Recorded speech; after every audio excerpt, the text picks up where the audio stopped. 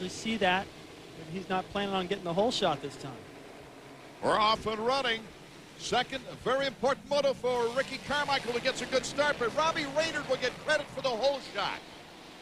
Immediately taking over, though, on the inside is Ricky Carmichael, number 4. Raynard in second. Raynard with all kinds of pressures, number 17. David Villeman, another good start. 9:34, you see him there in third.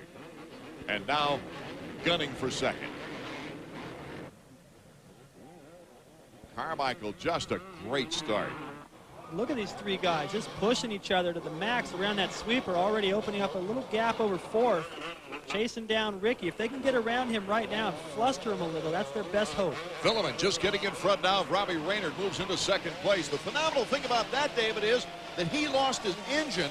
We've got word he lost the engine on the last lap of the first moto. He still won the moto, but think of all the work that crew had to go through to get that bike back on the track. Ricky Carmichael's our leader. David Villeman in second and Robbie Raynard in third.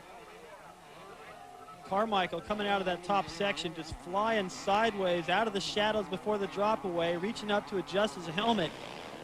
This kid does a lot of stuff with one hand that makes me nervous. Villeman looking for his first podium since the third round of the season. He's going to want more than that. He could win it if he can get by Carmichael. Carmichael would take the overall if it stays like it is.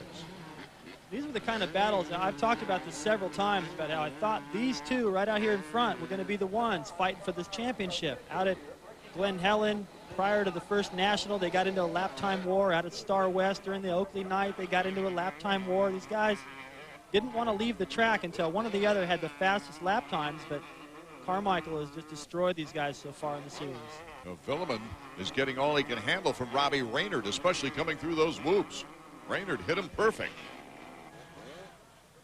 Well, you got the absolute crazed riding over his head, it appears. Carmichael out front. Then Villeman, the Cobra, all over the bike, but smoother. Then Raynard, who just appears to be in a coma. He's so smooth. He doesn't ever get out of shape. And they're all going the same pace right now. Villeman with one more year on his Team Yamaha contract. And what a great rookie year in the 250s he's had. Runner-up to McGraw. Whoa! Hang on, Ricky. He's trying to turn that bike sideways, lay it over, and just push it down at the top of that jump so he wouldn't get as much air, and he did it a little too soon. Back wheel clipped the top of that. And those guys are going fast up that hill. If that had got a little more sideways, that could have been a problem.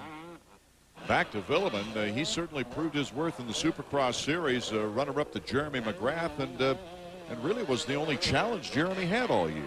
He was, and I thought that would just continue outdoors. I thought he was actually going to be more competitive outdoors with his ability to pick lines. And that's what really impressed me about his Supercross ability, his ability to figure out the best way through a track that usually ends up to be one line. He always found something extra, and it was always faster. Carmichael picking up a second on the last lap, though, on David Villeman in second place. Robbie Raynard there in third for Team Suzuki, and Mike LaRocco has gone down. Well, we mentioned earlier, for those of you tuning in late, this is an awfully slick track. It looked like where he was sitting, too, is one of the places that had been watered some. That's where the section right there where Carmichael went down the first moto. He talked about it between motos being watered. I didn't notice any water being down there, but that's the thing about this track. It's really hard to tell. The lead than that, so I can relax over here. Because look at 9:34 in the whoops. In second place, David Villeman, but Ricky Carmichael just springs off that finish line jump. What speed he got on the outside. Chad, Ricky got another good start, only this time he kept it up the whole first lap. Yeah, the first moto, he just hit a wet spot on the track and just fell down, no excuses. But fortunate enough, he was able to come back to second, and that's pretty critical for the overall. When we got to him in the winner's circle, even though he got second, he was pretty upset. I'd say he's actually angry at finishing second, but nice way to channel and end up starting second moto. Yeah, I mean, he was angry that he got second, that he didn't win. But then again, it was a good moto for us, the way the outcome came. Ricky's not slowing down one bit, even though he's got a little bit of the lead on Villeman. He's on the edge all the time here, David. I think that when Ricky's on the edge, that's way over the edge for most guys. And he's already pushing it so hard. You see little times at the front, he does a little dance. And Villeman's back there, he notices all that stuff. He's just got to try to stay a little closer there. easier said than done. Tillman hanging fairly close to Ricky Carr. Oh, my goodness. How did he correct that? That could have been it. And you know what? Villeman's got to be back there going, okay, if that doesn't make this guy slow down a little bit, then forget it. Just mail me second. I don't even want to try any harder than this. Through the trees we go. An incredible. Well, it's been a championship day here at Washougal. Beautiful weather, great racing, and what a day it's been for number 4, Ricky Carmichael, as he takes the white flag. A second in the first moto, matched with a possible win here, would give him his 6th overall victory on the season. Looking back, I'm not sure. Maybe he's looking for his mom or dad. Just wants to see how far he's beating Villeman by. That matters to him. Winning's nice, but he's got to win by a lot. That'll redeem that first moto when he was so upset. You have the feeling that he's still mad? Yeah, I do, because now he can't win with a perfect score, and that just irritates him because he knows he's capable of it. So one of the final battles of this race is between Larry Ward, number 10, and Tim Ferry for 10th. Uh-oh, Kevin Windham's down. He was in 6th. That'll move everybody up as we see the crop of riders get around him. There's Huffman. Oh, he's got a quarter of a lap to go, and 4 guys go by.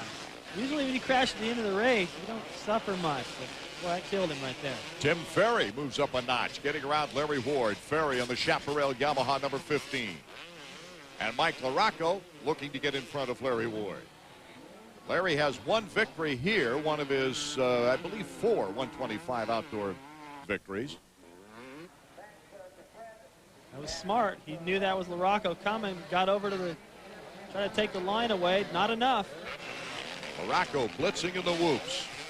Number 4, Ricky Carmichael. I don't think we'll see a heel clicker out of him like we saw Pastrana in winning the 125 overall. But it's going to be fascinating to hear what he has to say when he talks to Davey Coons. Hopefully we won't have to bleep it. No, I think he'll be happy. He's still out there charging just as like this was the middle of the race. I don't see him slowing down one bit because this is the last lap. Well, he just likes to go fast, Art. Bottom line. It'll certainly pad his points lead. We came in with an 8-point lead on Tortelli. Hanna, Jeff Ward, Mike Kudrowski, Jeff Emig, Doug Henry, all won 125 national titles and 250 national titles. But only 1 rider, and that was Jeff Ward, did it in back-to-back years, going from a 125 title one year to a 250 title the next. This young man could accomplish that same feat.